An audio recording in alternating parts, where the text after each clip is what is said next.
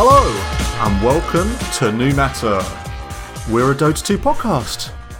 This is episode 6. We're almost established now. 6 episodes and 1,000 unique downloads. PogChamp. Adam, are we officially made it? Yeah, I think 1,000 unique downloads. That's the bar. I think I can quit my job now. I can just go all in on podcasting. Tell me about it. I wish I could quit my job, but be up at 5. I had to have a tactical nap just so I could fit this podcast in because it's 10:30. Past my bedtime. The challenges of US versus UK time. Yeah, I know, yeah. You're eating breakfast and I'm having a nap so I can stay up later. That's basically how it is, I think. Yeah, well, Marco is wherever in the world he is now. 14 hours ahead of me, so yeah, he's in the future. Yeah, off in Southeast Asia land. Pretty lazy of him not to go to a LAN cafe and drop in for the podcast. It's pretty poor effort. Yeah, you can have Discord on your phone. I don't know why he's not tethered in somewhere. Yeah, that's weak. So, yeah, don't even have to do introductions because you've heard that Adam is here and Marco is not. So I guess our collective MMR has gone down slightly, but our mic quality's gone up, so probably better overall podcast, perhaps. We'll see. And we'll see. Episode 6, as I mentioned before, we're just going to do a nice, fun pub chat episode because I feel like the dust has settled slightly on 7.21. How long has it been? Like 3 weeks? Probably. That sounds about right. Yeah, it feels like 3 weeks to me. And I feel like things are starting to get settled more. I'm seeing the same stuff more and more. The experimentation period's sort of coming to a close somewhat. I mean, it's Dota, so it's always going to be out there, but safe to say that enough time's passed that we can draw some conclusions.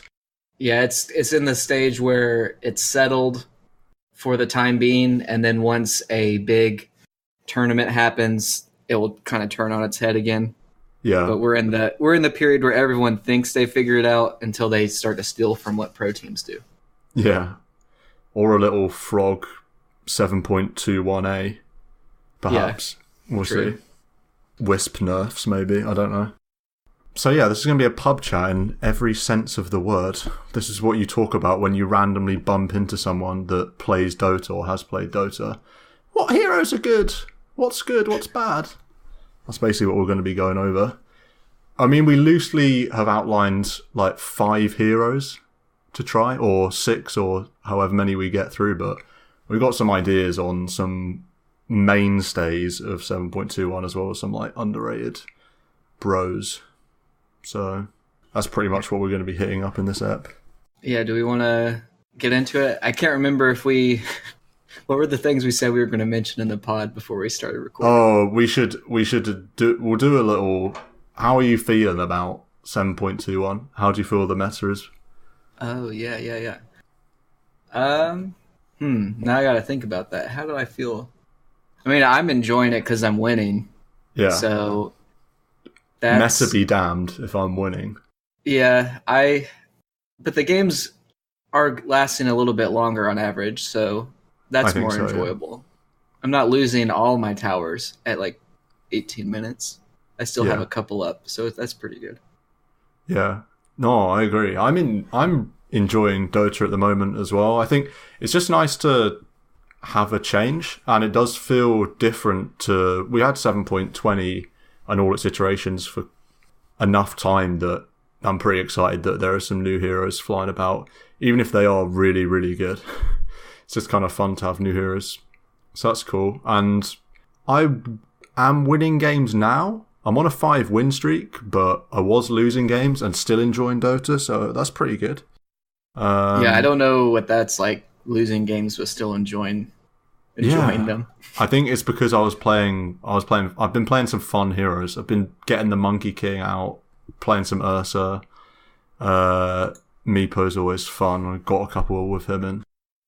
And on my wins, I've been even played a Templar. I've even played some TA. It's like one of the worst hero? Yeah, I know. Yeah, I don't know. Yeah, so it's pretty funny. We're going to be talking about like meta heroes, and I'm trying to play TA as much as possible. So I don't know how that one works, but we'll plow. Yeah, I don't know either. Yeah, I think she is actually the lowest win rate hero right now. I think it's like Omni Knight or something. Well, he's bad too.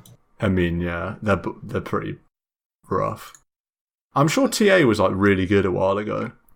I mean, I'm sure she can still do the same stuff. It's just half as many ancient camps, and I don't know. I think heroes that are good right now kind of make her life really sad. So yeah, I tell you what, I played my most recent game was the mid matchup was me as Templar Assassin versus an enemy Shadow Fiend. That is like dustbin of the meta right there. That's classic.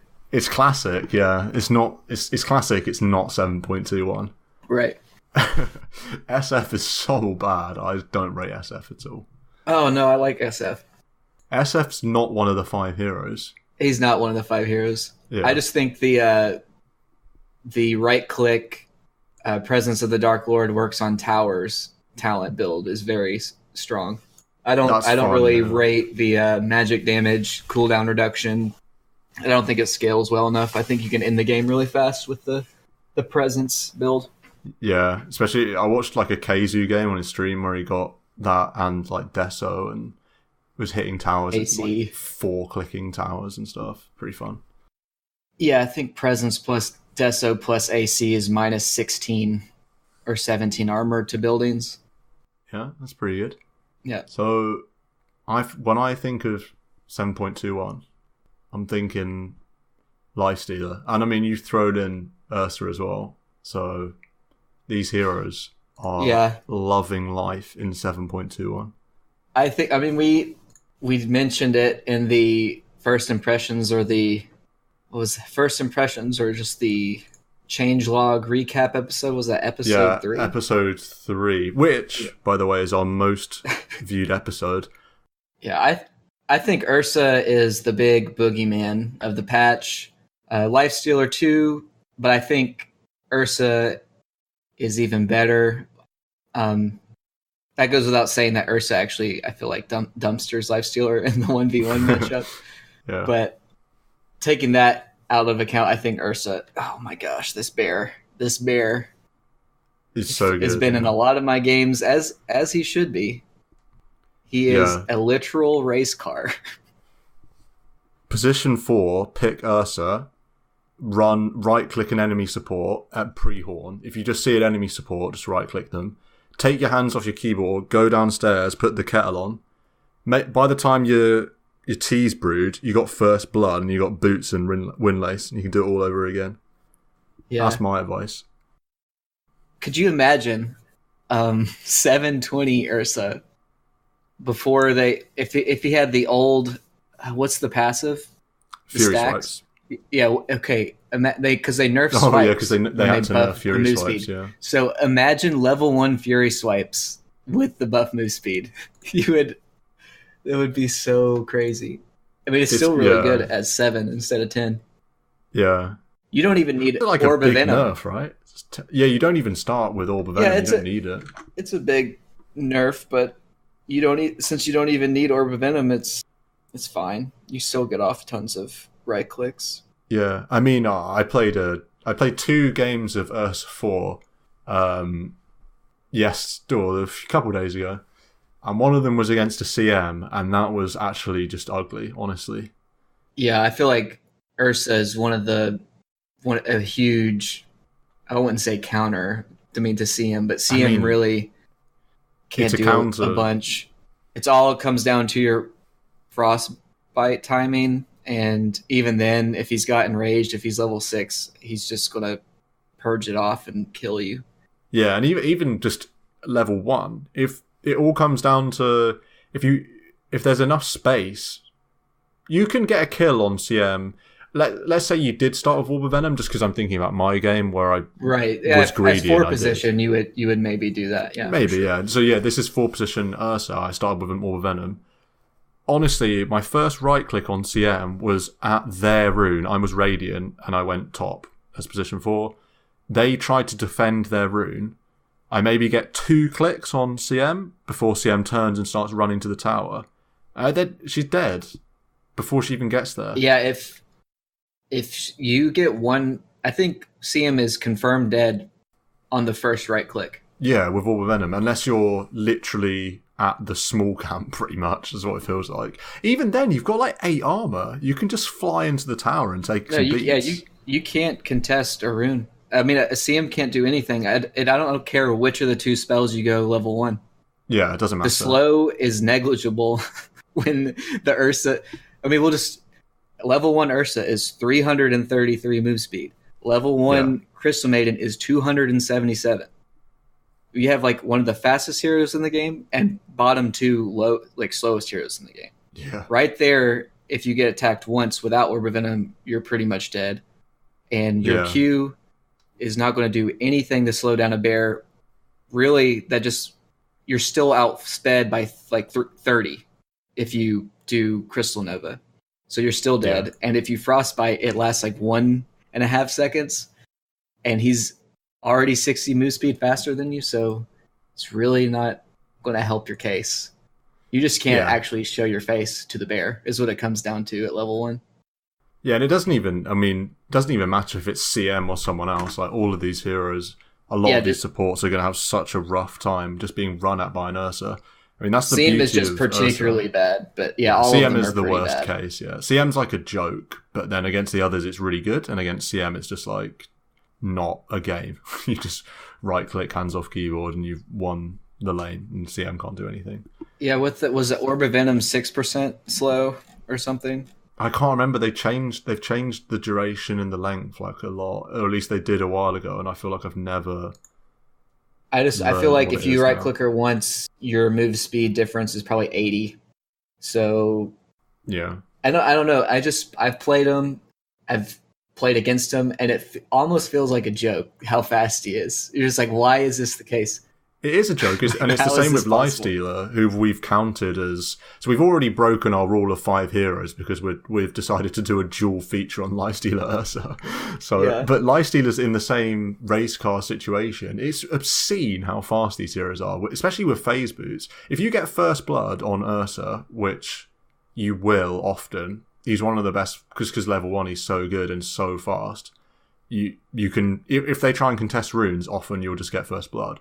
You can get boots straight away, and you're looking at a quick phase boots timing, and then he's unbelievable. Like, what move speed would he be with just phase boots? Also, the game, go ahead. The game I played yesterday with Nick. Shout out to Nick. His first game back after being in the US for so long, big game not being back. able to play. I was PL and he was Grimstroke, and we were against it was Ursa and somebody else, Ursa offlane, and he went level 1 Windlace, which I hadn't seen that before. That's kind of interesting. So he was 353 level 1 move speed, pretty good. Yeah. I'm pretty sure he first blooded either me or Grimstroke. He gets boots, and now he's 408 move speed. Because I was clicking on him, I was looking at it like, why is this happening? Like, how fast is he already? Basically 408. And then you get the phase boots, and phase boot active, he's 489 with phase boots and Windlace. And he got phase boots like 8 minutes. It was like 8 minutes in this game, he's already hasted, pretty much. Yeah, and also if he got first blood and started Windlace, that means he's 408 at like 1 minute in.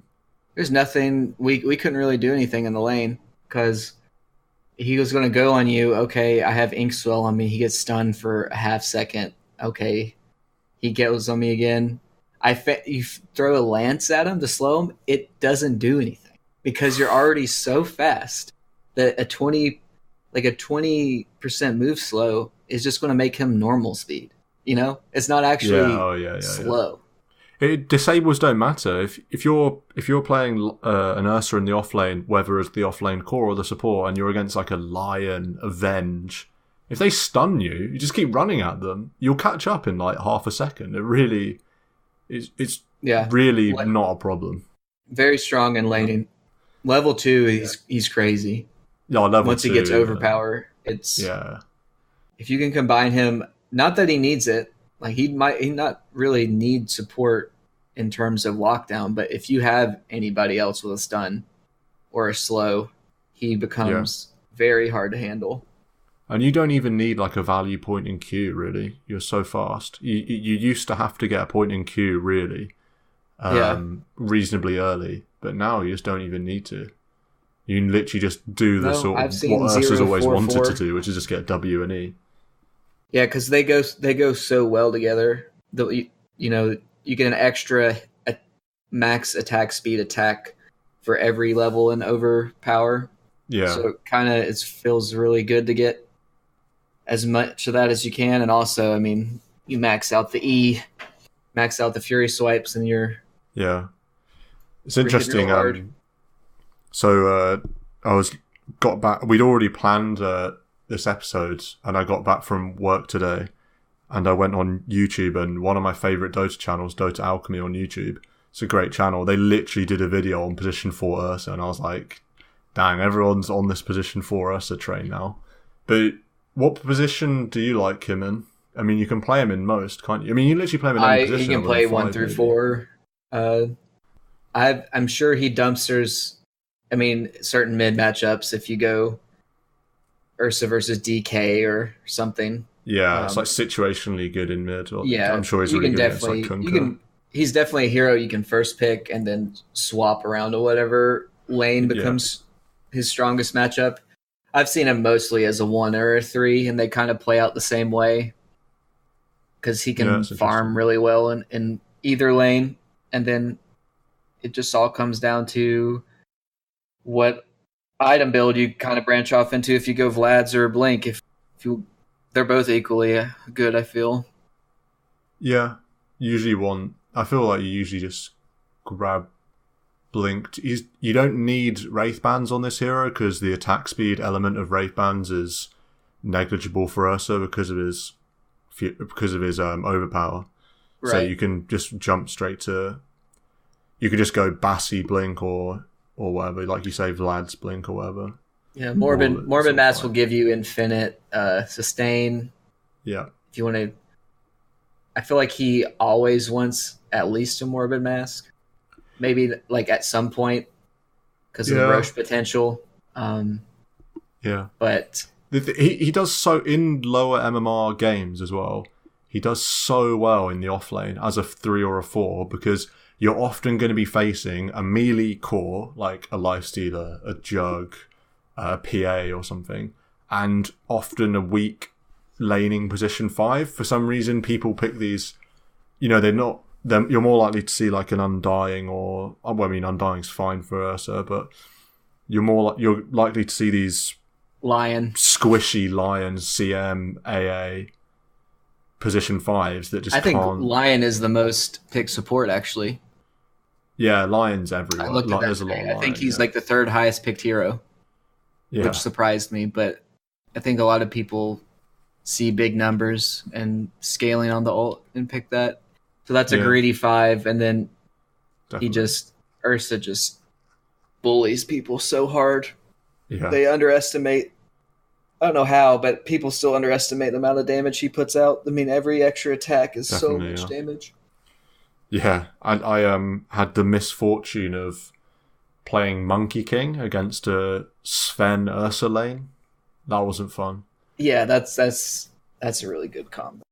For sure. Yeah, that was pretty rough. I'm pretty sure I was like 0 and 8 or something. Should never have gone to that lane, but there you are. That's so just so easy to pull off.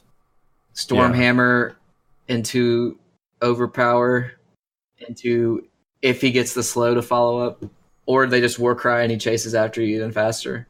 Yeah, that's one of those feels bad when you come out of the lane and you're like, wait a second, who's the 3 and who's the 4 again on the enemy team out of Ursa and Sven? It's like, well, equally farmed. Yeah, I was gonna say it doesn't matter because they're both fat as fuck. So yeah, could well be either of them. So should we pivot to Lifestealer because this is one of the most picked, certainly like the highest win rate. This hero's done so well out of 720 plus 11% win rate. That's actually bonkers. Is that all just move speed straight up? Was it go to 58% or something win rate? He went from below 50 to now like one of the highest win rate heroes out of all of them. I mean, 11% will do that. He seems safe. I think the move speed just put him to the next tier, I guess. He always had strong spells. Yeah. He also actually, in addition to extra move speed, he did get 1 armor buff. Literally unkillable. 721. Yeah. So he went from 2 armor to 3 armor, which is really quite good for a strength hero. So he's good with armor. And then the new phase boots puts him from 3 armor to 9 armor. And then he just becomes... And puts him from 1,000 move speed to 2,000 move speed. Yeah, that was like his deal is that, he's scary, but you could honestly kind of man fight a Lifestealer because he just didn't have a ton of armor. You could fight through the life... I say lifesteal. The lifesteal part of Lifestealer. Yeah, you could kind of deal with it. Now, I mean, you don't want to trade hits with a 10 armor hero really early. And especially when he has open wounds or rage. His spells were always very strong. It was just kind of like... his spells are really good, yeah. His other stats, I guess, weren't really catching up. Now he definitely can fight. And he feels so safe as well. The meta suits him. The fact that he can get this Midas, which is the core build now, this Midas Radiance, secures the late game, so you're not getting a Lifestealer that's falling off, versus these hard farming cores, like what would happen in the old days when these hyper farmers, like your Terrorblades and your Jugs and your Battle Furies and stuff. But now he has Midas Radiance. It's like his GPM's going to be wild. He's going to get up to these ACs and SMY like easy after Radiance. So he's just so strong. And you can build him in different ways. You can, if you want, you can go like Armlet and go right click. I had a Lifestealer in one of my games go Deso Solar Crest and just munch people in rage duration, rage open wounds, and someone's getting 3-shot. It's quite versatile. Pretty cool. Yeah. It's quite cool. He definitely can be built multiple ways for sure. I don't even feel like you have to go phase boots. You don't have to. Treads are still pretty good on him. I feel like it's really interesting because his talent tree at level 10, he goes 200 health or 20 attack speed. So it's like, if I go phase, I'll get the attack speed because I have damage and I'll hit faster. Or with treads, you already have attack speed, so you can go to health. It's kind of cool. And then his 15 talent with the movement speed or the damage, or 30 damage or 25 movement speed. You can go the movement speed even if you have phase boots, and then you're super fast. Hasted. It's worth saying as well, like you said, his spells have always been good. Rage is so good. Its utility to be used, Rage TP, it's similar to Jug Spin TP. Just so many games, the enemy team won't have a way to cancel it, or they won't have a way to cancel it other than some massive long cooldown ult that they don't want to use. So you can push lanes safely, you can farm more aggressively because you always have Rage TP that's going to get you out. And also, if there's ever a high ground situation where you want to poke or slow siege, you can just Rage, walk up the ramp, munch at the tower for a bit, and come back again and repeat. And so he's really good at pushing the limits of the carry and also breaking high ground.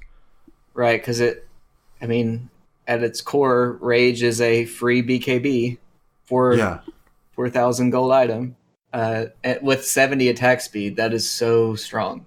Yeah. When it's max 6-second BKB with 70 bonus attack speed, like you said, he can siege really well, or you can use it to as kind of like a farming steroid just to hit faster.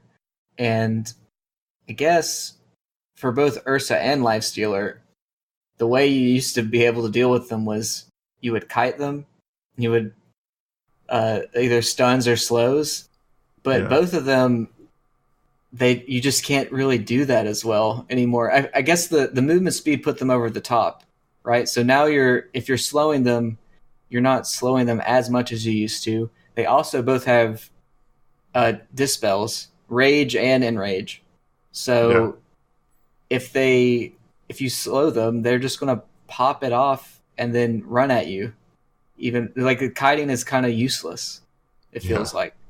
And then if a Lifestealer has a radiance, he doesn't have to be right next to you to make you so sad, especially as a support. You're never going to get away from him as a support. Yeah. If he has... You're never going to get away from either of them as a support. Yeah. So it's just kind of puts you... I mean, I don't know what you're supposed to do, honestly. Use your spells, I guess, and try not to die. Yeah. But you're not going to run away. He's got to decide... They have to decide on their own, like, okay, I'm not going to do this. You know, you're kind of at their mercy. Yeah, and the great thing about Lifestealer is he ticks that box that I personally always love out of a carry, where they're extremely difficult to kill, compared to other carries like where if you catch them off guard, they will die. That's not the case with Lifestealer, and that's good for lower MMRs, I think, just not dying on your carry, and Lifestealer is really good for not dying. Definitely one of those things where you can go on him and then he'll be like, I'm not locked in here with you, you're locked in here with me type of thing. Yeah, definitely. Or the classic, I've got gone on, I'll jump in their creep wave and they can't deny it, so I just get a free...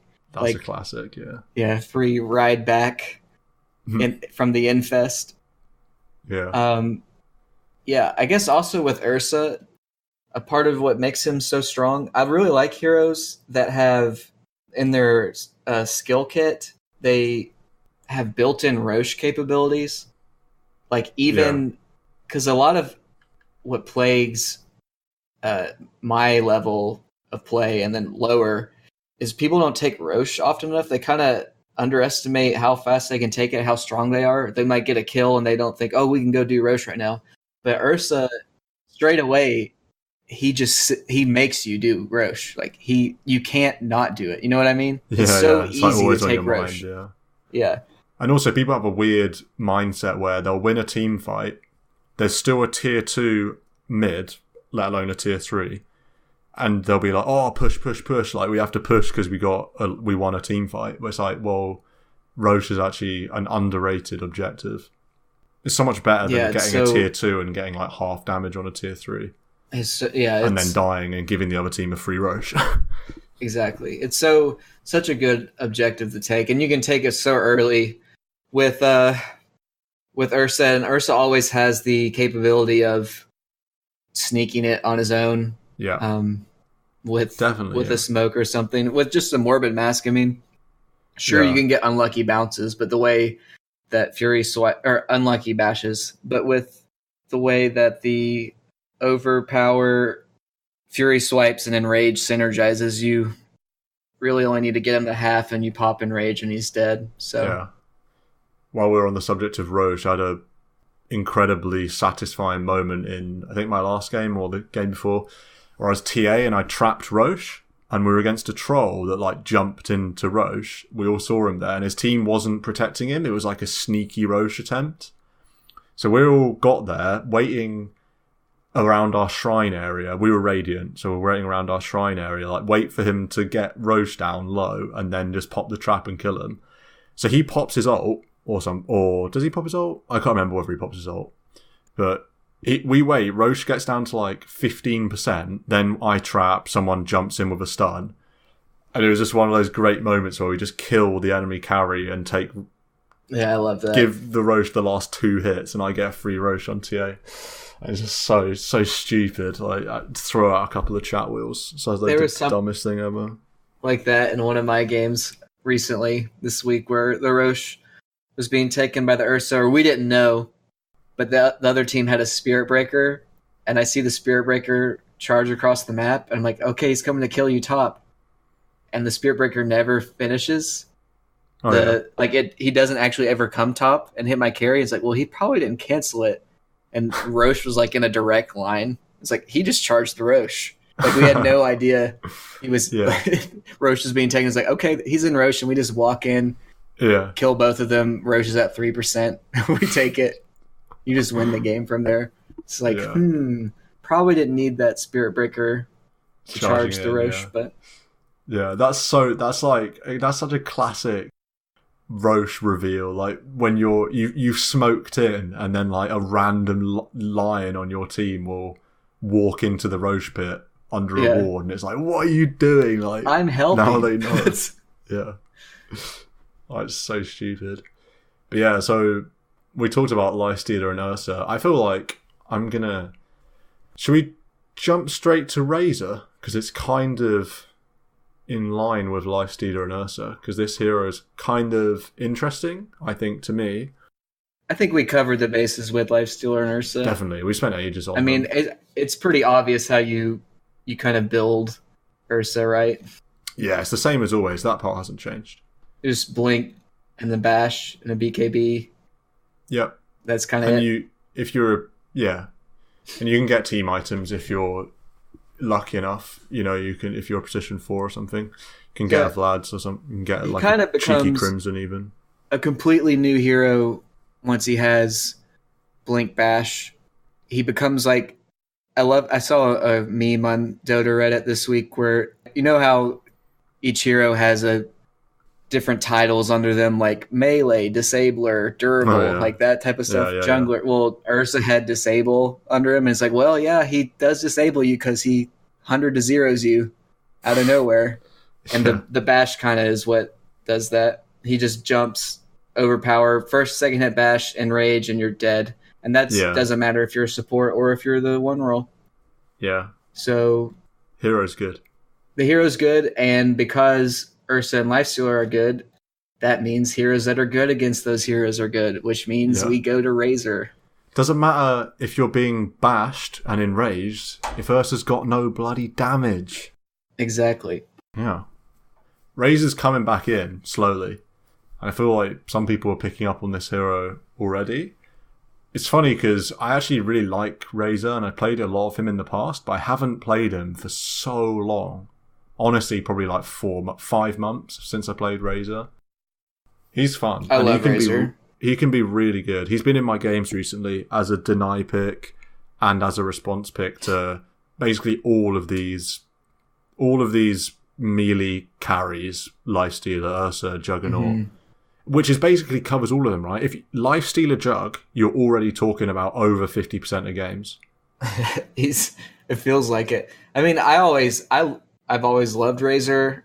I always thought he was kind of fun, even though I guess he's got a bit of a boring kit. I always thought it was pretty fun, and he was honestly really good in 720 because there was a ton of melee offlaners. So he was a pretty safe laner to pick. Yeah. Or mid. You can play him in all 3 core roles. Yeah, he's a really strong core still in 721, and especially since Ursa and Lifestealer are bigger. Now we're getting more of these like really scary position 1s. Because before, sure, Sven offlane, Tide offlane, that Doom offlane, that type of stuff, that's kind of scary, but it's not to the same level as like, oh no, their 1 position is the bear. Oh no, it's Lifestealer. Like, how do we deal with someone that's got built-in BKB? Well, you static link them, and it doesn't get purged off by Rage. So, and those heroes are really super fast. Razor's pretty fast too. He can keep up as a ranged hero. Fast, and he's just as strong a laner as always. Link, obviously, it goes without saying what this spell does, and that is the whole reason why this hero is good, because he's sort of a funny hero, Razor, because we'll just jump to his mid game because his early game is self-explanatory. You sort of know how to play Razor. Although I will just say, actually, build-wise, I don't think you get Q anymore. I think I've seen it both ways. Yeah, you definitely max your Link up until like level 3. I wouldn't bother getting the 4th point because I think it's a flat. I can't remember what the number is. I think a flat 8 or 7. It's 7, 14, 7, 21, 28. Something like that. Goes up 7. So you may once you get level 3, like personally, I wouldn't bother getting the 4th point in it because it scales pretty averagely. But then, like you say, you can get the passive along with it, or you can get the Q, or a little bit of it's all matchup dependent. You can I've seen CCNC stop at 2 points of link. It just kind of depends on the lane. And he was Razor versus Kunkka mid, and he stopped at 2. Yeah. In that case, with mid just being shorter distance, like you can't get off as long of a link. Yeah, you can't get off fat links if you're mid. And you can get enough of a damage discrepancy between you and the Kunkka that you can CS. Yeah, and they can't. Comfortably with just 2. I think, and in that lane, he got a lot of the plasma field. Right. It's good harass for mid. Yeah, it's good, yeah. I think all of his skills are, you can be like 3 points in them. You know what I mean? Like, yeah, there's not one straight away like, oh, I have to get this maxed out. They're all very strong. Plasma field's going to let you farm pretty fast. Yep. In lane. And you want to be always rushing phase pretty much. I saw like one game recently where someone did some fancy brown boots drums BOT, but phase is basically what you want to get, and drums is like insanely good. And then past drums and phase, I feel like you always need a BKB. I feel like Razor without a BKB is really bad, personally.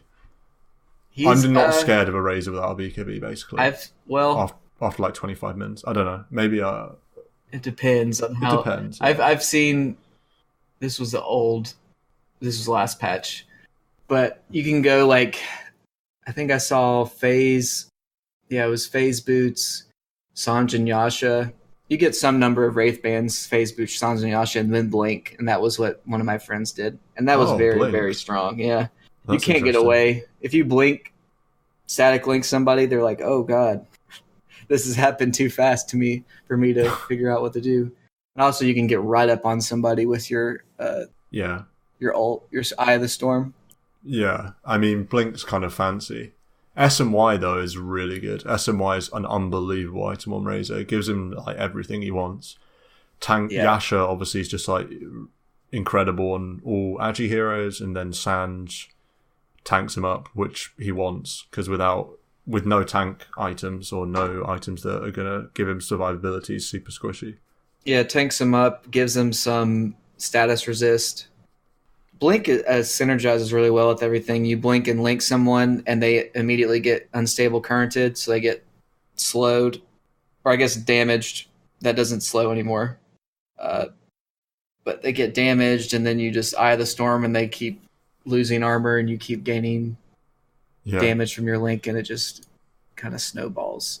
Yeah, and he does so well with items. It's funny because he doesn't farm very well. Obviously, his Q, other than his Q, it's mana intensive. Average, so it's mana intensive, and it's not even that good of a nuke. No. So, but he loves items. There's so many options with him as well. You can build team with Crimsons and Pipes. Lotus is a great item on him. BKB, like we mentioned before, you can get a cheeky Yules. Ags is really good. Yeah, you can like link someone and Yules them, and you just get off a full duration. Yeah. Yeah, it's almost like you build any item on him. Yeah, literally. It feels like a bit like you can build any item. Yeah, and if you get into the meme territory, I guess you could go like Deso AC Ags and just melt all the towers. AC's just a great item, but if you go the full minus armor on buildings, I mean, kind of a jokey build, but AC's very strong on him.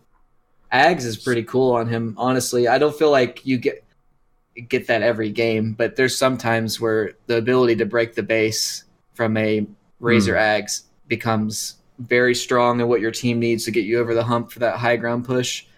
Yeah. And you can literally change the weather if you buy a refresher orb.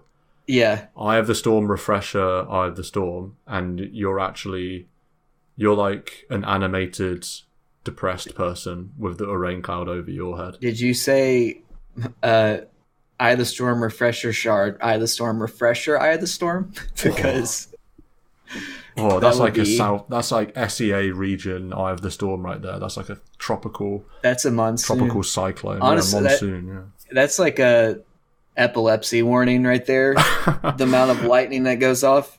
Oh, I tell you what I did today in the demo. I went on Razor because I knew we were going to talk about him. I went on Razor and I did demo mode, 3 spells, and just pressed T about 20 times. Or T is my R. I have my ult on T. Yeah. Don't question it. So I just spammed my ult and I had about 20 of them, and that was like epilepsy warning. So endless, like. I think they toned. It's like pouring with rain. It's so weird. Such a weird. I think spell. They toned down the lightning. I think it used to be much more visual. I don't know, strobe like. Oh, I see. Yeah. To where I don't know. I remember a time where it was like, actually, kind of like, should people be looking like at this if they have? There's a lot of flashing lights. Yeah, and I feel like last word on Razor, because this here is kind of it's the same as before 7.21, so there's not much new to talk about other than consider him because of these other heroes, right? It's like a response thing. But I would say be careful with the talents. Because... I see what you've written on the talents, and I disagree. So let's get into it. Let's see. Interesting. Yeah. I'm not really that opinionated on it. Mine's just mainly based on stats. Because I mean, like I said, I haven't played him in forever. But I know that, but I thought Eye of the Storm intervals got higher win rates than the armor, and I feel like I feel like it's one of those debate talents where instinctively you're like, well, obviously I'm going to get armor because it's like 10 armor or something crazy. Might even be more. Yeah, it's 10 armor. 10 armor, right? But if you're taking tons of physical, I don't know, it just feels bad on Razor anyway. I mean, it's game dependent, like all talents. I just see that Eye of the Storm has a higher win rate, and I just think that's people getting it in games that they've already kind of won. Yeah, it's definitely true, yeah. Those stats already kind of rolling. Yeah. I mean, the level 10 talent, the 15 agility is plus 3.3%, and most of the time, Razor gets level 10 in every game, so you know what I mean? Like the 10 talent having a significantly higher margin means it's probably better. I always get the agility because it's 15 damage, which is pretty good on Razor, and it's 2 armor, which is really nice. Negligible amount of extra move speed. At 15, though, this is one I do feel a bit stronger about. I do feel like move speed's better than Link. I don't feel like you need... Once you've got level 4 Link, it just seems... making it stronger doesn't... Like, if you're getting a Link for an amount of time where that 15 talent's going to make a difference, then... Well, it's an extra 56 damage if you do get a full Link from the talent. Yeah, I know what you mean, but if you've got a full Link, then you've got a full Link and you're flying anyway. So or it lets you get damage faster if you don't get a full Link. That's true. Yeah, so you can get a mini Link for a little bit extra. I think it just... That one I can see an argument for. I mean, it's game dependent. If they have an Ursa on their team, I'm getting the static link damage. I'm going to suck that bear dry. You know what I mean? I will not. You don't want him to have anything like Lifestealer. If there's Razor, I guess also we haven't really said he's kind of got like a Doom effect to him. If they are running like a 1 core lineup or like a 1 physical damage output hero, Razor. Definitely. Just destroys 1 physical damage hero output. Such a good point. Lineups. Yeah. So if they're doing something like that, I'm definitely getting the static link. Yeah, like a 4 protect 1 type deal where they've got like a DK mid or something. But if a static link on an AM feels great, it feels great on a jug because he can't spin and get away. There's nothing better than. Well, actually, I don't know if. I wonder if it is this. I feel like static link is probably one of those things you can't purge. Because the Omni Slash purges or like debuffs before he jumps into it. I feel like he can't get rid of. There's certain things you can't get rid of. Yeah, I don't think you can. I mean, Spin doesn't. Right, it's one of those things that's like Omni's the same. If this ability or debuff was purgeable, it would kind of just ruin the hero entirely because you can't get rid of bristleback stacks. So I could see you not being able to get rid of Link. Yeah, but if you just link a jug and then his Omni Slash doesn't do anything, the link's pretty strong. But if it's not really anything you have to worry about, the movement speed's pretty good. Yeah, for sure. Eye of the Storm interval is very good if you plan on going ag. So if you're going to get an ags, get that, obviously, because it booms your ult through the roof. Otherwise, 10 armor's good. I mean, I always get 10 armor on Jug at 20, so it goes kind of the same. 10 armor on a range hero on a agi range hero is pretty sick already. And then I mean, Blade Fury DPS is pretty on Jugs. Like one of the worst 20 times. That's true, but who's getting it's Blade also Fury like DPS? a sick. It goes really well with the 600 health at 25 too. That's so funny because I when you said, "Oh, I always get 10 armor on Jug," I said it like it's but also I was like, "Oh, I was like, what's the other option at 20?" Because I couldn't think. Cause I was like, I also always get 10 armor. Yeah, but I couldn't remember what the other one was, so I went on the hero selection to check. And I was like, "Oh my god, it's that Battle Fury DPS that you always look at. Like, what is this talent?" Yeah, it's pretty bad. Yeah. But then at level 25, Razor's got a pretty sick one, 100 attack speed. That is super cool. Yeah, that's fun. I guess Unstable Current plus 200 damage is pretty cool too. It does like 320 area damage on a 3-second cooldown, but 100 attack speed with your range and your ability to static link, you're going to be bopping people really hard. Yeah. I would almost always get the attack speed. Yeah, I think so. By the time you're 25, you're trying to end the game, and you can hit buildings very fast. Yeah. So I'm going to give you the choice of where we journey to next. Okay, so 3 heroes left. This one I feel like let's go to Visage. Okay. Because this one can be relatively quick. This one can be quick, yeah. Because I guess we titled this episode 5 Heroes to Try. And this is not a hero to try in 7.21. This is a hero to try. This is a hero to try in Dota ever. Because I wonder how many people could have guessed that Visage is the highest win rate hero. And he's also 105th in popularity, so nobody tries him. So don't be afraid of your haunted gargoyle boy. Give him a try. Yeah, he's in the same sort of category as Lycan, where he's never picked. Visage and Lycan, they're never picked. They're always like 60% win rate or something bonkers. And the only time you think about them is when you see a Reddit post where someone's like, "Oh, I made it to Immortal and I've won like 90 out of my last 95 games on Visage," and you're like, "What?" Yeah, I don't know. I feel like Lycan's probably has to be 50% easier to play than Visage. I don't know. From a StarCraft background, I don't feel like Visage is that bad to do. I'd like to play with, but I feel like Visage is kind of, this hero is like a 10th pick gotcha in my bracket in Divine. But what you have listed here is that Visage is a 63 win rate in below Divine.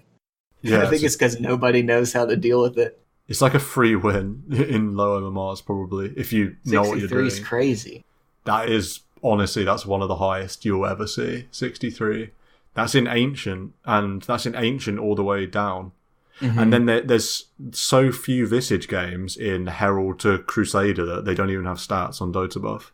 Yeah, it's probably like Chen and Visage, like nobody. Yeah, there's probably like 80% win rate or something. Yeah. There's like 10 games a month of Visage.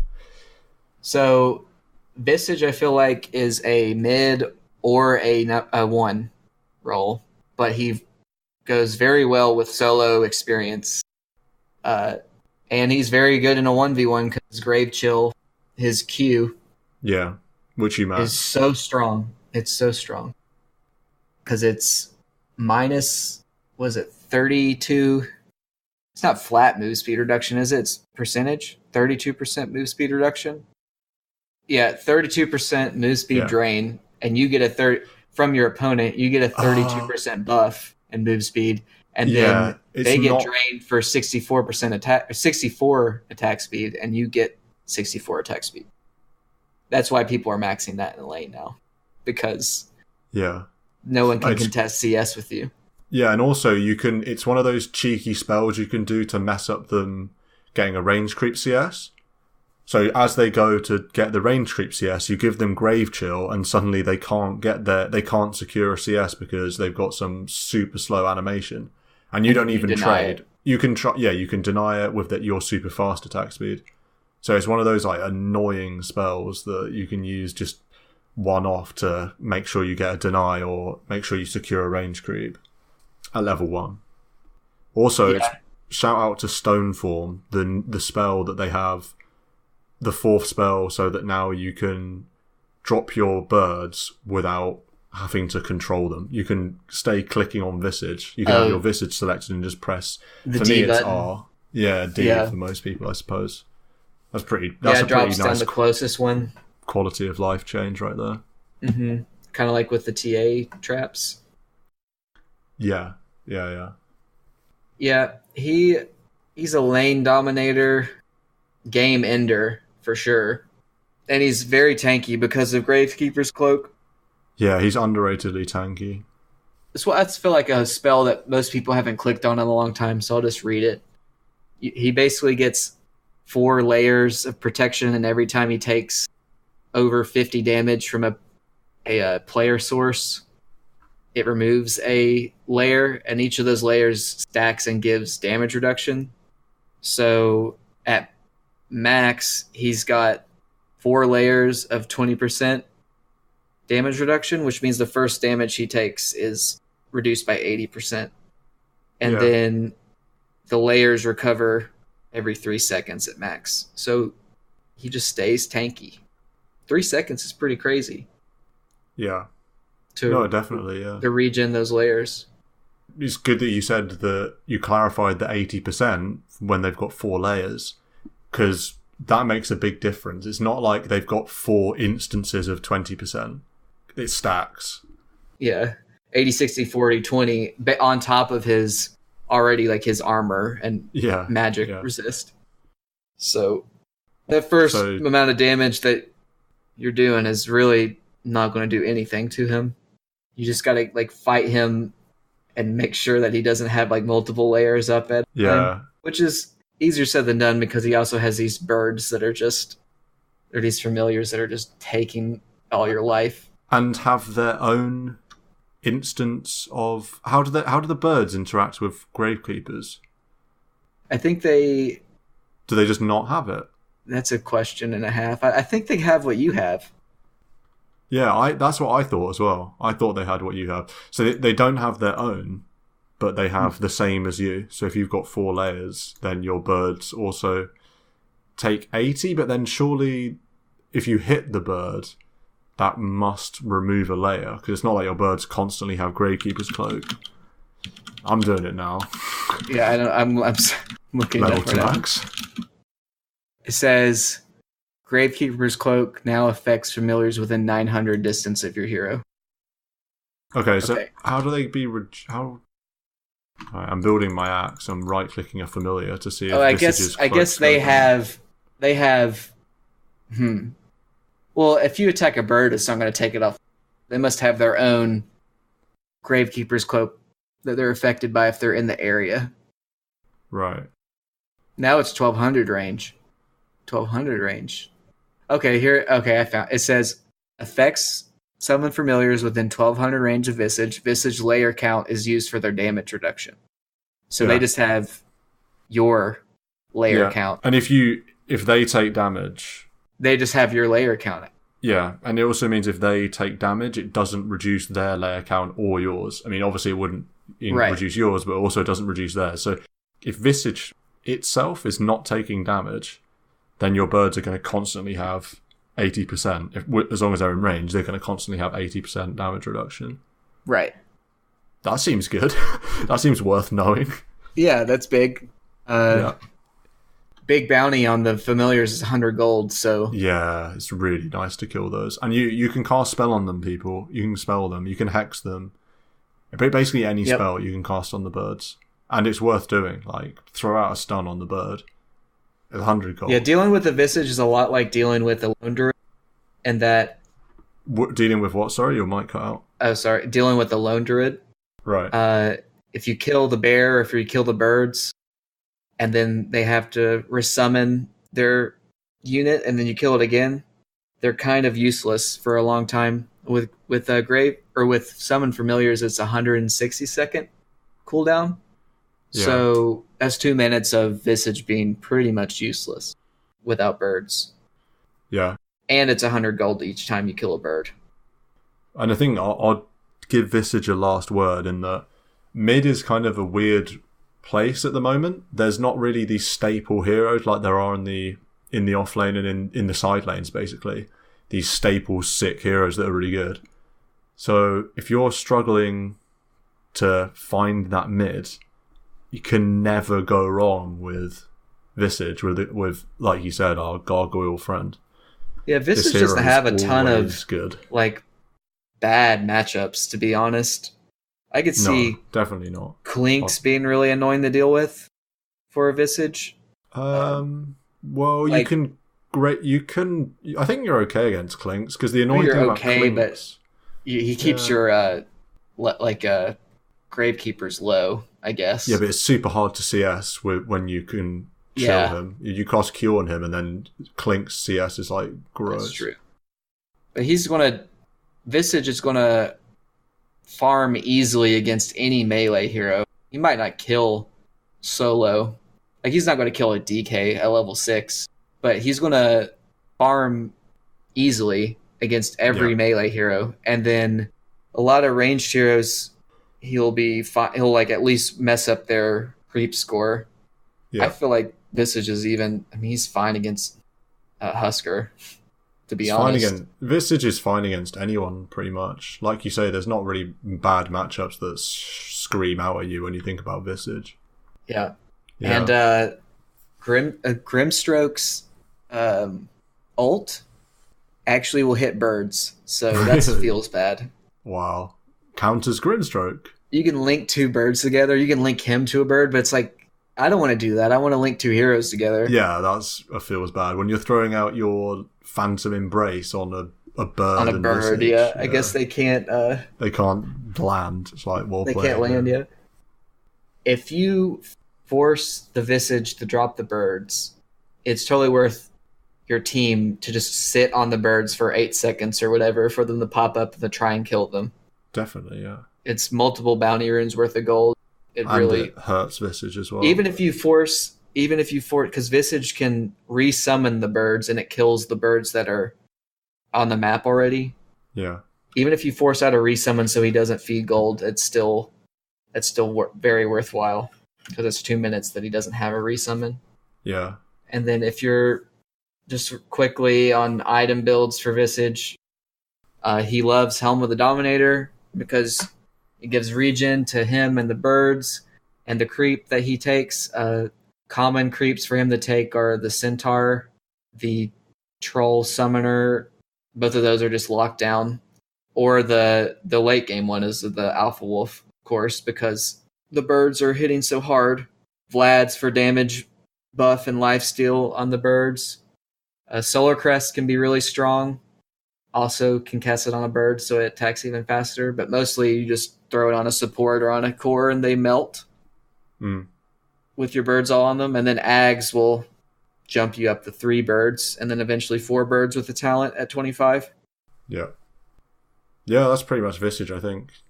Yeah, honestly, you don't get to level 25. Yeah, you don't get to level 25, yeah. Towers melt and supports melt. I would just say for people, just try Visage. You might be surprised how... accessible. Yeah, he's not as crazy hard as you think. I mean, you will feed more birds than you needed to, but he's definitely worthwhile to learn. And you don't have to micro him as much as you think in a team fight. Honestly, if you just throw the birds on a support, you've kind of just rendered the support useless in the entire team fight. They're just going to be running, and a lot of the time they're just going to die to the birds. Yeah. So, anyways, I think that wraps up the Gargoyle Boy. I think so, yeah. So I think penult. I mean, we've been going for ages, but maybe we'll see what we can squeeze in. How long have we? Oh god, we've been going for like an hour. These are always hour and like 3 minutes or something.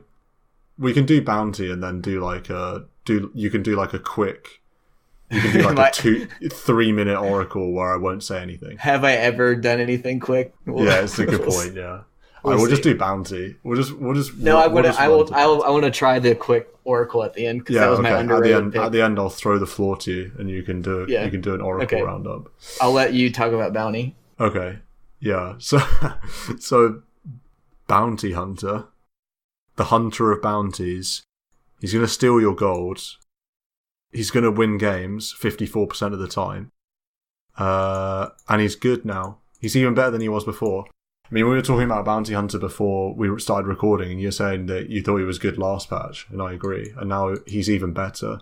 The game slowing down helps him a little bit. It's less the meta is less ball up as 5, which is always good for Bounty Hunter, because obviously he excels in more gank orientated metas where there's people split up a bit more. He can do more of his bounty hunting, but even those things. Oh, if it's a less groupy up meta on the whole, like if there's a smaller chance of your opponent grouping up as 5, it makes bounty hunter even better from the standpoint of his track. Yeah, definitely. I guess because if the other team isn't trying to snowball as hard, you're able to capitalize on your track gold a lot more, is what I'm trying to get at. The longer the game can go on, the more the track gold disparity comes into play with your teams. And also, if objectives are super important because it's a team up meta, then the track vision's less important, because if the enemy team's playing around getting an objective, then it's quite obvious where they're going to be. They're going to be around that objective. They're going to be pushing down a lane, or they're going to be. But when there's more farming going on, Bounty Hunter can shadow walk into areas and find a hero, track them, and get out more often. I mean, this is all relatives. You know, obviously it's not like the meta shifted that much, but it's just a little bit, and it's just helped Bounty Hunter probably a couple of percentage points or something, 1 or 2. Yeah, he still does his Bounty Hunter things. Very nice that you can track and not break in Viz. I think it's really funny that, I mean, it's definitely right to get Janeda level 1. It's always funny, though, that you can just see the Bounty Hunter at the level 1 rune. You're just like, why isn't he in Viz? Oh, wait, because he just hits me and he steals my gold. Yeah. And Janeda's a spell in lane. It's so Bounty good. Hunter's underratedly good in lane. Like, it's a lot of damage. Like, it really is a lot of damage. So much damage. And on such a low cooldown as well. I mean, once you level up, obviously the cooldown goes lower, but like level 2, I can't remember what the bonus damage is, or it's something like 100 bonus damage, 90 or something. The cooldown goes from 12, 9, 6 to 3. At 12, already in the laning stage is very quick. It's fine, yeah. It's really his bonus damage goes 80, 110, 140, 170.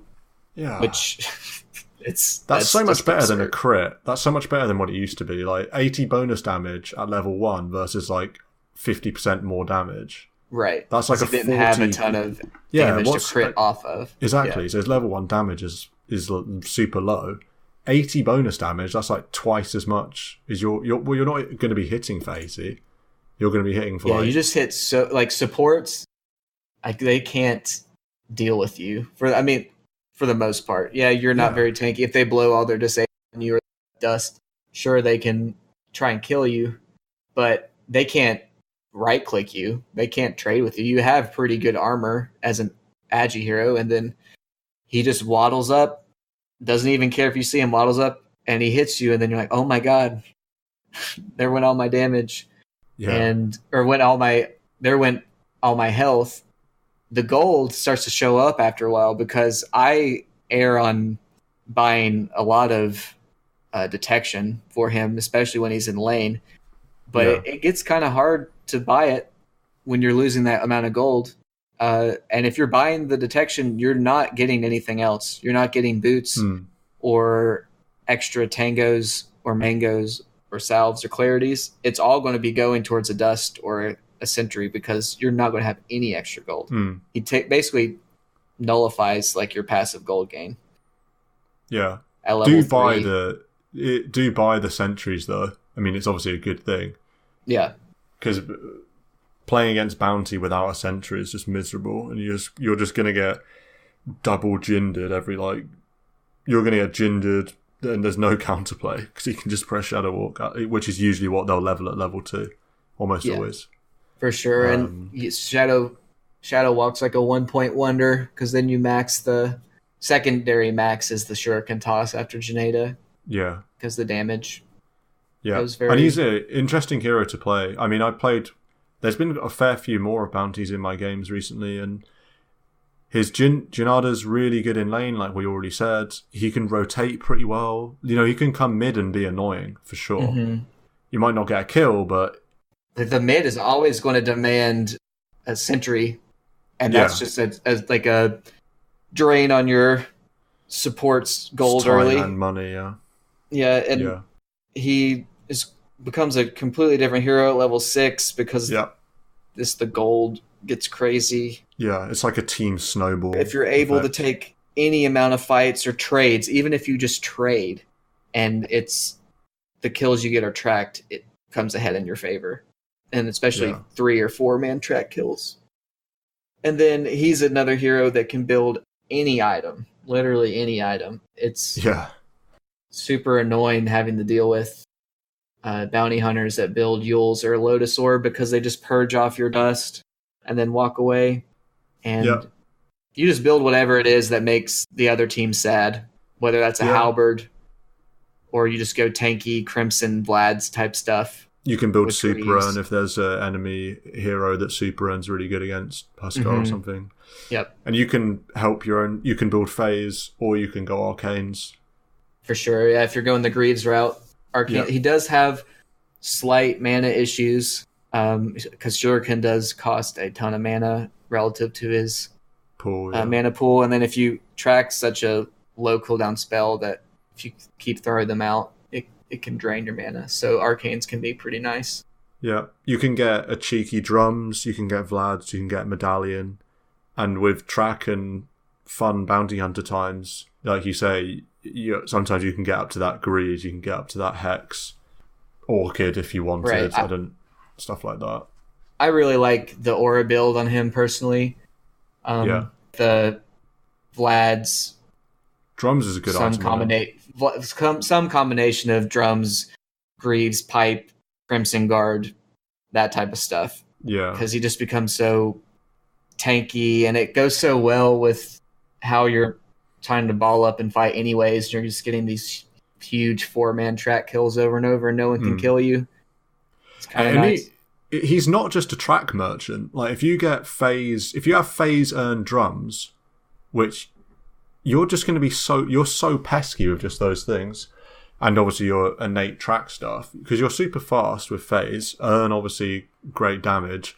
Drums, if you track someone, like you're just running them down. They can't blink out with earn, and so pesky. Sure. He's such a strong mid-game hero.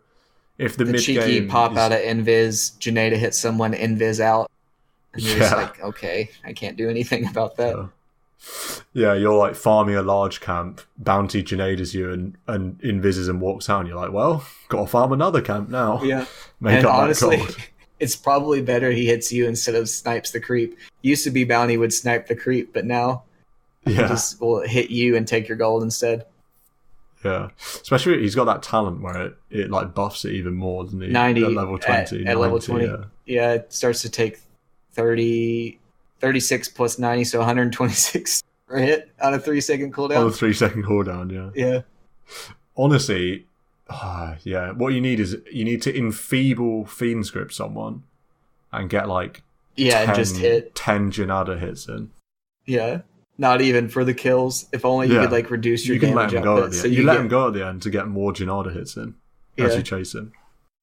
I would say one really dirty combo. The last game I lost in a pub, there was a bounty hunter on the other team, and they had Tinker mid, and I just felt completely lost and clueless as a Lich support. Just what are you supposed to do? I mean, taking rockets to the face out of nowhere. He tracks you, and you take missiles all over the map. I mean, because the one thing is like, I can like hide, and maybe they don't have vision. These rockets don't hit me, but if you're tracked, he just pops off all these rockets, and then you die, and then Bounty and Tinker get the track gold, and then it just becomes this snowball that's impossible to deal with. All of a sudden, he's got a Dagon 5 out of nowhere, and you're just blowing up. Yeah. No, that's grim. Bounty Tinker, the classic AIDS combo. That brings us to our last hero that we picked out. For no particular reason we picked out these heroes, by the way. I mean, some of them are more obvious than others. Ursa Lifestealer, pretty obvious. Visage we gave a shout out because it's like crazy win rate and just should have a shout out. Razor, Bounty Hunter, and our last hero, which is Oracle, which I'll let Adam talk about because, I mean, me rattling on about Oracle is probably not something that anyone should hear about. I don't even... I'm kind of curious to see even how long how many games I've actually played with Oracle. Not very many. It looks like 11.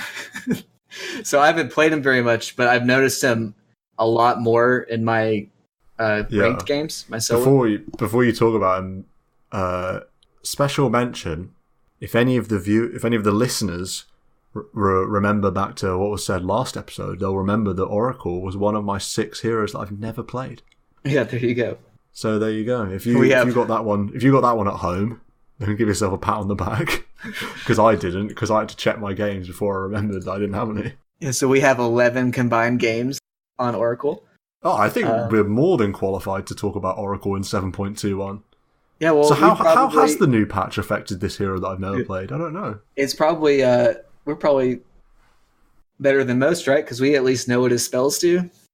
I think so. I don't know. Oracle's like the classic hero that's been in the game for 3 years, and most people are still like, I know kind of what his spells do, but I couldn't tell you exactly what they do. You know what I mean? His ult is to me, his ult is Shallow Grave with a longer duration. Yeah, that's pretty. That's it. I mean, that is pretty much what it is, right? It's got, and you die if you take loads of damage. That's basically it. Yeah, but so if you guys remember me talking about what heroes I play in ranked, pretty much have been playing a lot of Lich and how it's a safe first pick.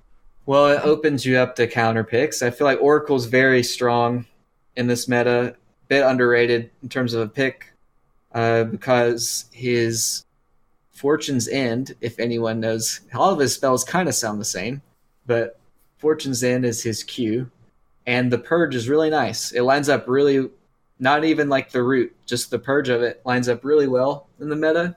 Just off the top of my head, things that Fortune's End can purge: Lich Shield off an opponent, Sven Warcry off of people, Darkseer Shell, Dazzle Poison Touch, Crimson Guard, Ursa Overpower. That's a huge chunk of the meta that you can really deal with just that spell, and not even using it offensively. Like, that's just the purely defensive component of it. It always feels like, as a Lich, I'm going to throw my Frost Shield on my core, but then it's just going to immediately get purged off. Why even do it? It's kind of like you have to bait out the Fortune's End before you can Lich Shield.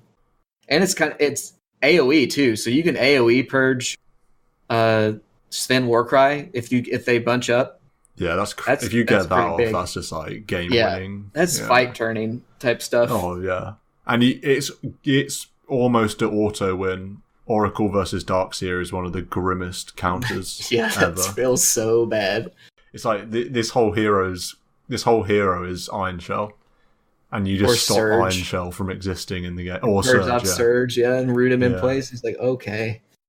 Yeah, so purely from just the Fortune's End standpoint, the hero is so strong in the game. And it's super cheap too.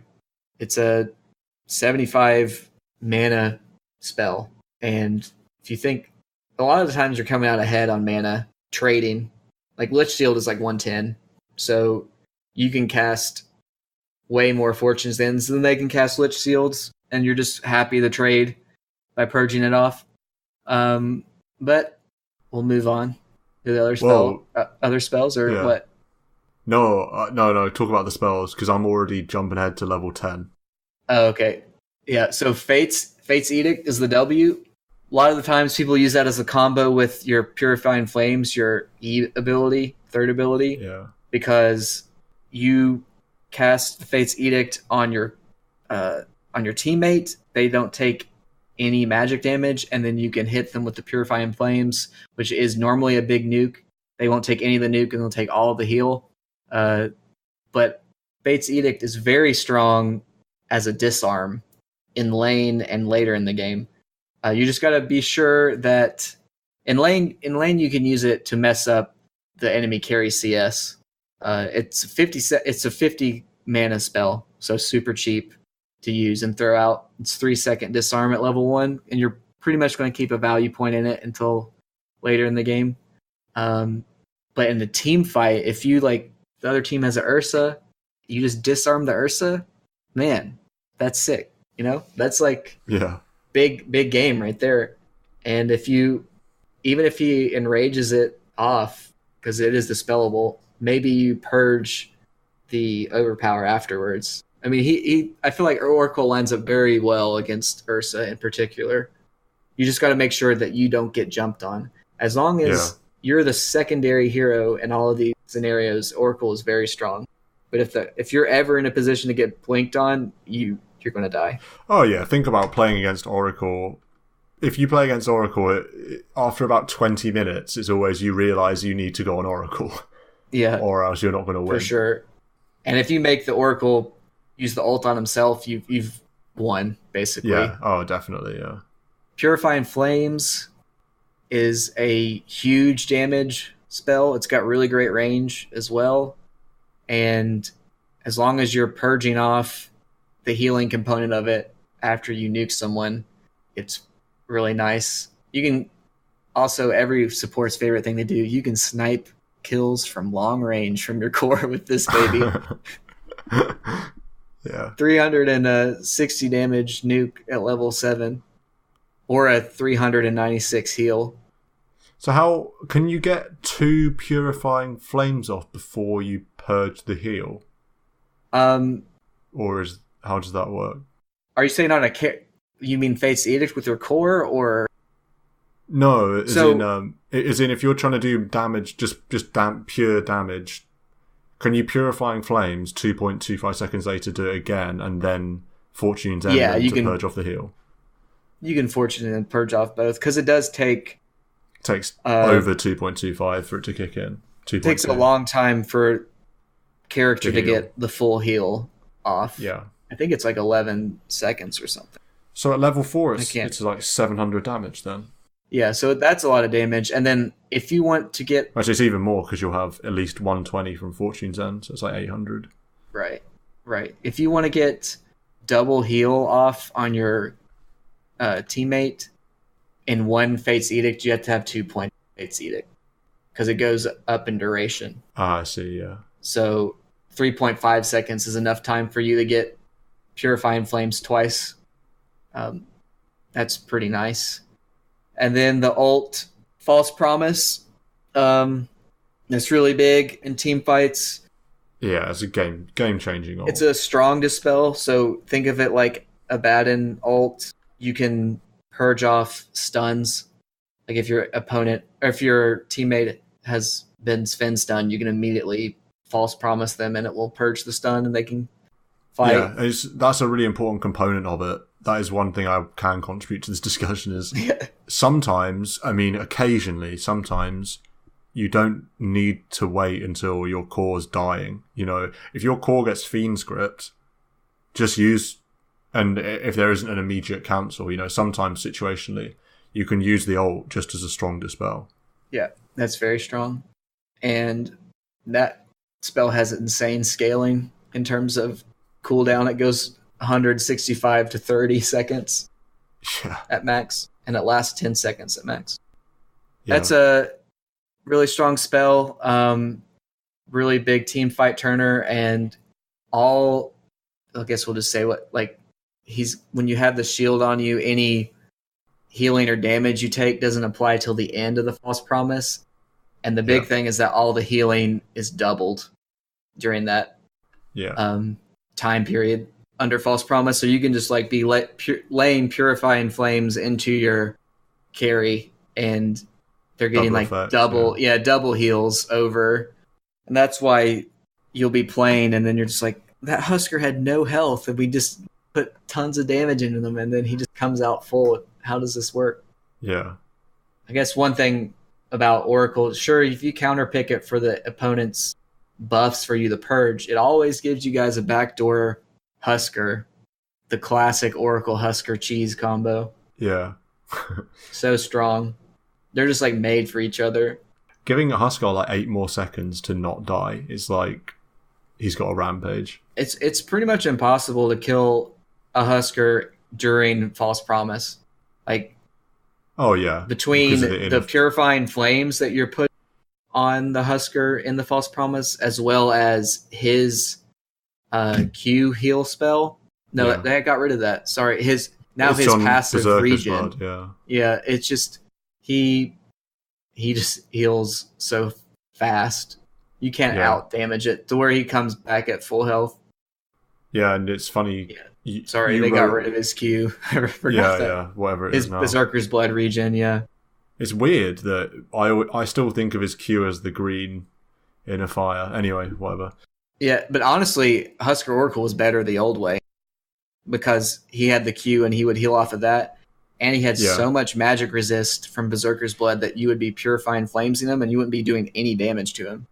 Like, you wouldn't even have to disarm him.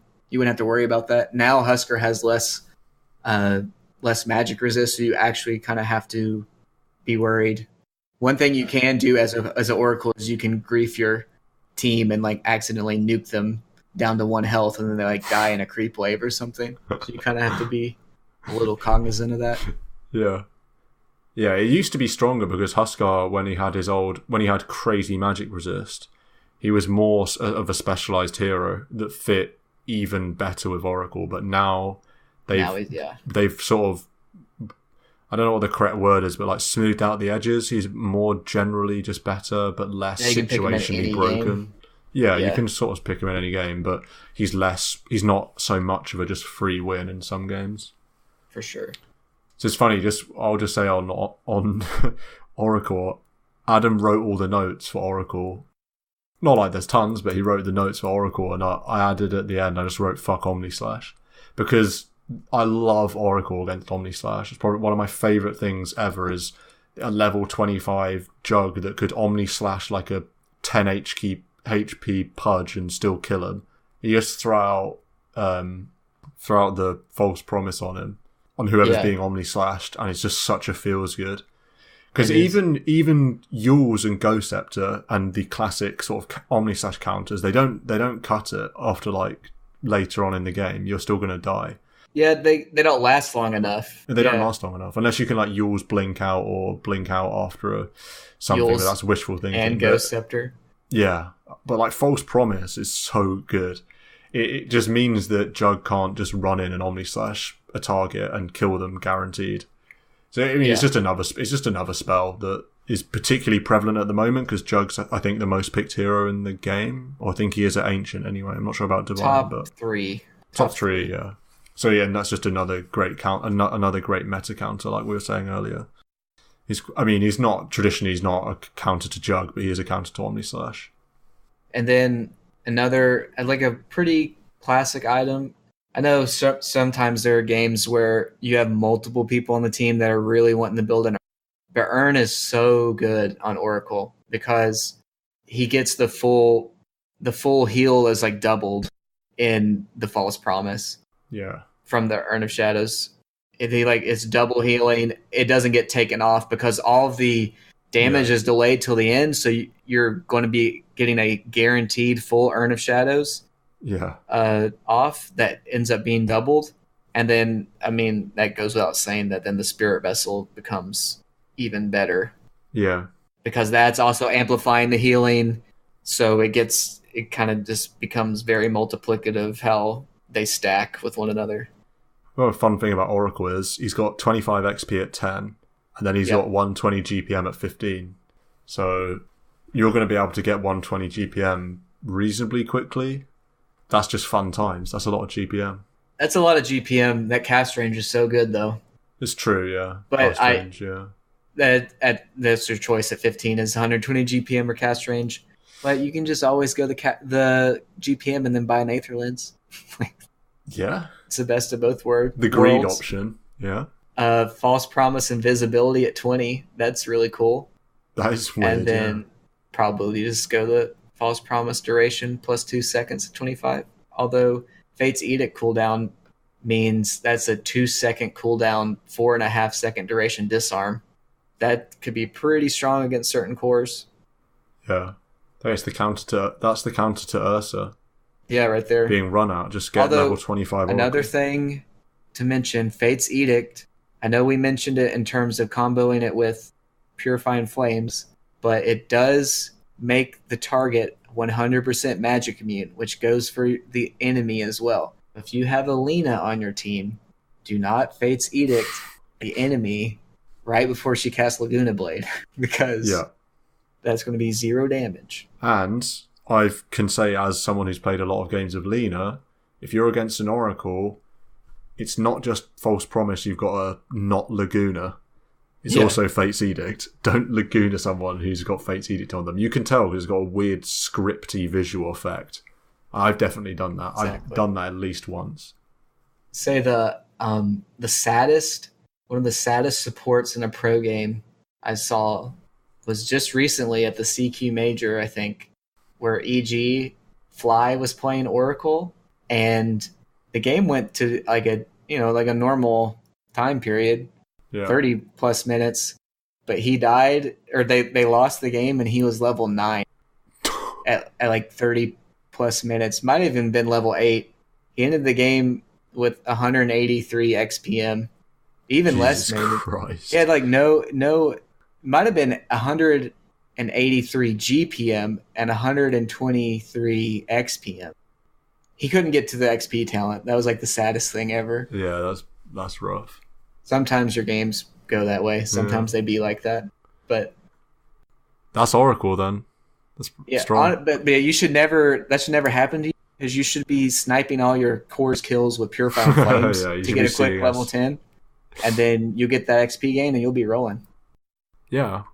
Just snipe all the kills and then ping how much XP you are to your next level. Exactly. They can't argue with that. Yeah. So that's pretty much wrapped us up. This episode's been insanely long, but it's been good.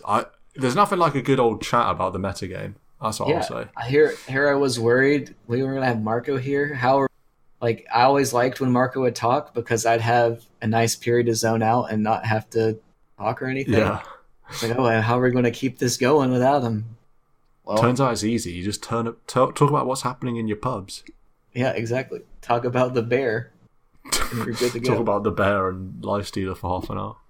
So yeah, that's not much else to say. Join us again next time, when hopefully we'll have a guest in a week's time. I sincerely hope. I don't know what the subject will be, but next week tune in and see you then. Bye, listener. Bye.